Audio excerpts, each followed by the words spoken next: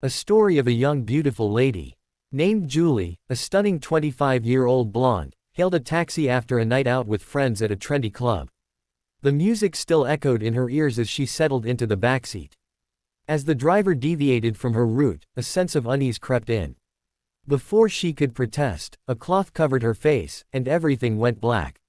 When Julie came to, she was in a dimly lit, cold room. Walls were cracked, cobwebs hung like skeletal fingers, and a faint whisper echoed, "Welcome to the mansion." She was chained to a wall, wrists and ankles bruised.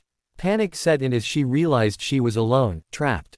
The mansion was rumored abandoned, but Julie heard footsteps creaking down hallways, whispers in languages she didn't understand, and screams that seemed to come from nowhere at night.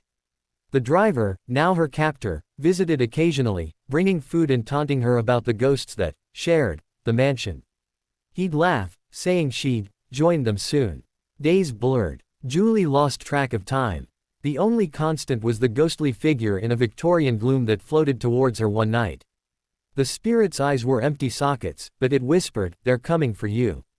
The driver entered, laughing maniacally, revealing he was part of a cult seeking her purity for a twisted ritual.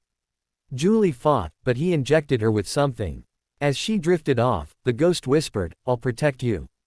Julie's memories fragmented. Sometimes she was free, running through sunlit fields, chasing butterflies. Other times, she was back in the mansion, surrounded by shadows. The spirit became her comfort, guiding escape plans, teaching her how to manipulate the chains. But the lessons were laced with madness. The cult was relentless. They began rituals, summoning shadows that crawled on her skin like insects. Julie saw visions, herself being buried alive, her skin peeling off in a coffin, her reflection screaming in a mirror, face twisting into something inhuman. The ghost grew fiercer, whispers turning to screams, "They'll consume you." One night, the cult prepared for the final ritual. Julie, drugged and weak, was led to an altar. Candles flickered, and chants filled the air. The spirit appeared, eyes glowing bright, and summoned a storm. Lightning struck the mansion, killing the cultists. The driver screamed as flames engulfed the building. Julie, freed, and tan. The ghost led her out, whispering, "You live, but they're waiting." Julie stumbled out, traumatized. She described the mansion to authorities, the location, the cult, the ghost. But when they searched, it was gone. Fearful face. No ruins, no evidence. Like it was a dream and never there. Authorities deemed her insane. At night, she'd hear whispers, "They are waiting." She moved to a new city, changed her name.